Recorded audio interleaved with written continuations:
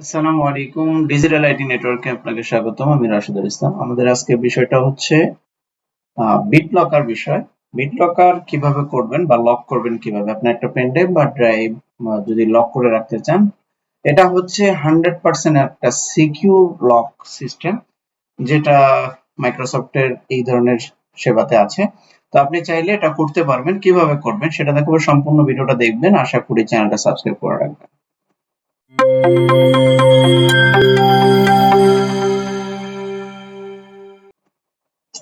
Bit লকারটা কি? Bit লকারটা হচ্ছে মূলত আপনার পিসি বা পেন ড্রাইভ বা হচ্ছে ল্যাপটপে এই ধরনের যে ড্রাইভ গুলো থাকে এগুলোকে আপনি লক করে রাখবেন। ধরেন একেবারে যদি লক করে রাখেন, এইখানে যে হ্যাঁ কেউ ঢুকতে পারবে না। এটার ভিতরে আপনার গুরুত্বপূর্ণ স্মার্ট কার্ড, তারপরে সার্টিফিকেট, তারপরে আপনার অফিসের ডকুমেন্ট আপনি যদি রাখতে চান এই ড্রাইভে রাখতে পারবেন। রেখে এটাকে লক করবেন কিভাবে সেটা। তো এইটাকে বলে বিট লকার, এবং এটাতে একটা পাসওয়ার্ড দেওয়া হয়, রিকভারি পাসওয়ার্ড দেওয়া হয়, এবং এটা স্মার্ট কার্ডের মাধ্যমেও দেওয়া হয়, ফেসের মাধ্যমেও দেওয়া হয়, বিভিন্ন মাধ্যমে এই লকটা দেওয়া হয়। এবং এটা খুবই এনক্রিপশন একটা আহ, গুরুত্বপূর্ণ লক, যেটা সবাই ব্যবহার করতে পারবেন, এবং এটা রিকভারি পাসওয়ার্ডটাও ভয়ঙ্কর, একটু অন্য লেভেলের পাসওয়ার্ড থাকে, এবং এটা স্ট্রং একটা পাসওয়ার্ড দিতে হয়। তো আসেন সরাসরি কিভাবে এটা করা হয় আমি দেখাই, এবং এটা কিভাবে আনলক করবেন সেটাও দেখাবো।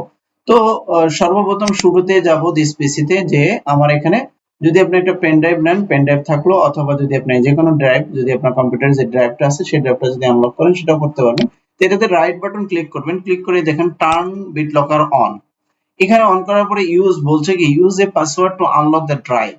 এই পাসওয়ার্ডটা যদি আপনি এই মানে আপনার ড্রাইভটা যদি লক করতে চান, তো ইউজ পাসওয়ার্ড বলতেছে স্ট্রং পাসওয়ার্ড দেওয়ার জন্য। তো সেই ক্ষেত্রে আমি এখানে একটা স্ট্রং পাসওয়ার্ড দিলাম,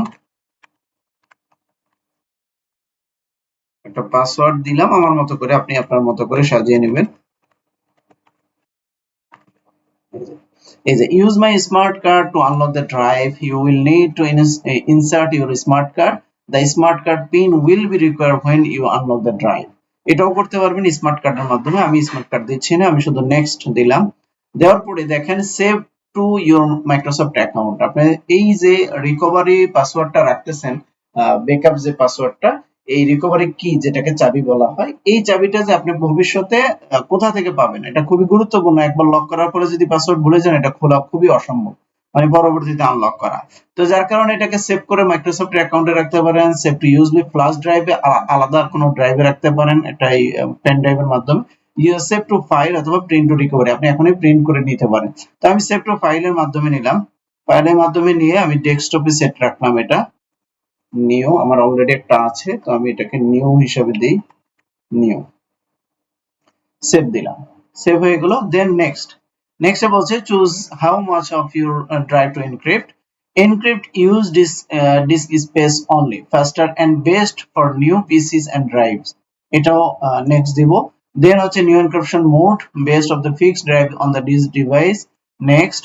তারপরে দেখেন are you ready to encrypt this drive, আপনি এই ড্রাইভটাকে যদি এনক্রিপ্ট করতে চান, আপনাকে আবারও জিজ্ঞাসা করছে, দেন আপনি বলবেন হ্যাঁ স্টার্ট এনক্রিপশন, আপনি স্টার্ট করে দিলেন।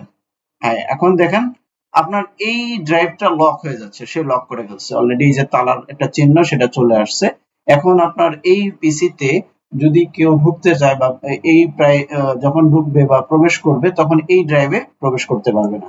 তো আশা করি এখান থেকে বুঝতে পারছেন কিভাবে বিটলক করতে হয়, বিটলকার ইউজ করতে হয়, এবং পাসওয়ার্ড এনক্রিপশন বা এই রিকভারি পাসওয়ার্ডটা কোথায় রাখতে হয়। তো একটু সময় নিচ্ছে, সময় নেওয়ার পরে আশা করি, এর আগে একবার করেছিলাম বিদে হয়তো একটু সময় নিচ্ছে, সময় নেওয়ার পর আশা করি 86%, এরপরে 100% হয়ে গেলে বুঝতে পারবেন যে এটা লক হয়ে গিয়েছে।